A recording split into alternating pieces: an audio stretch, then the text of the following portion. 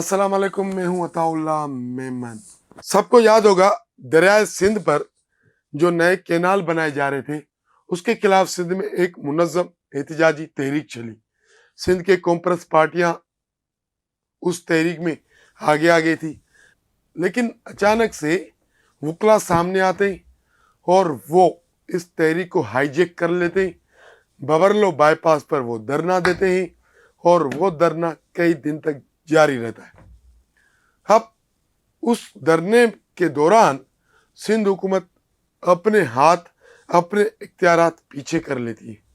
तो उस वक्त ये सवाल उठा कि इस धरने के पीछे पाकिस्तान पीपल्स पार्टी और सिंध गवर्नमेंट है। हालांकि पीपल्स पार्टी की आदत और सिंध गवर्नमेंट इन खबरों की तरदीद करती रही, लेकिन ये सवालात उठते रहे, बातें होती रहीं कि इस धरने के पीछे पीपल्स पार्टी का हाथ है और पीपल्स पार्टी और सिंध गवर्नमेंट ने ये धरना मैनेज किया। बहरहाल धरना चलता रहा, मुज़ाकरात हुए, कुछ मुतालबात माने गए। पंजाब का कई दिन से सिंध से रब्ता कटा हुआ था, वो बहाल हो गया। लेकिन जिनका ये प्रोजेक्ट था, जो कैनाल निकालना चाहते थे, हमें ज़रा बताते हैं कि उन्होंने तहकीकात की।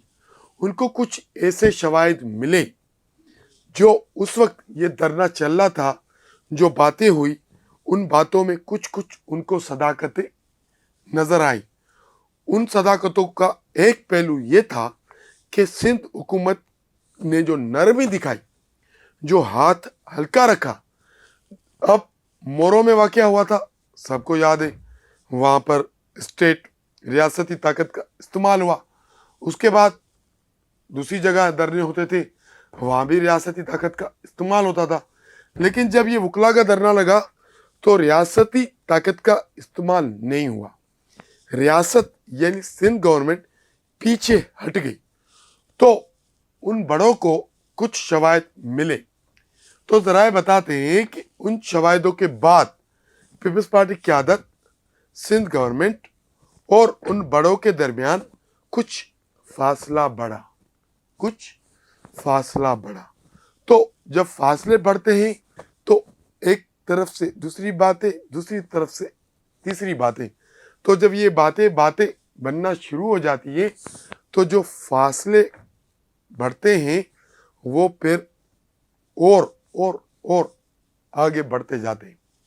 तो उस हिसाब से इस वक्त दूरियां बढ़ चुकी हैं, मामलात उलझ गए। खदशात ये जाहिर किए जा रहे हैं कि शायद कुछ नई कानून साजियां होने वाली हैं, कुछ बड़े बड़े फैसले होने वाले हैं।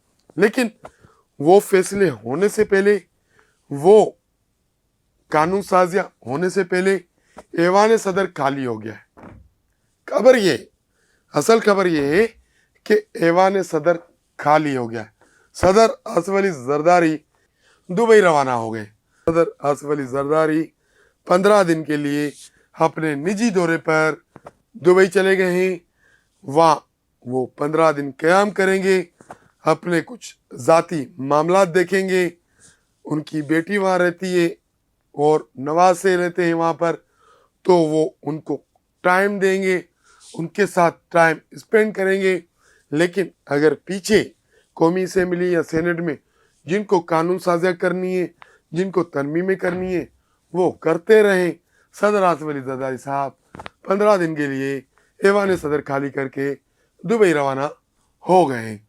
इन सारी स्टोरी से आज के लिए इतना ही।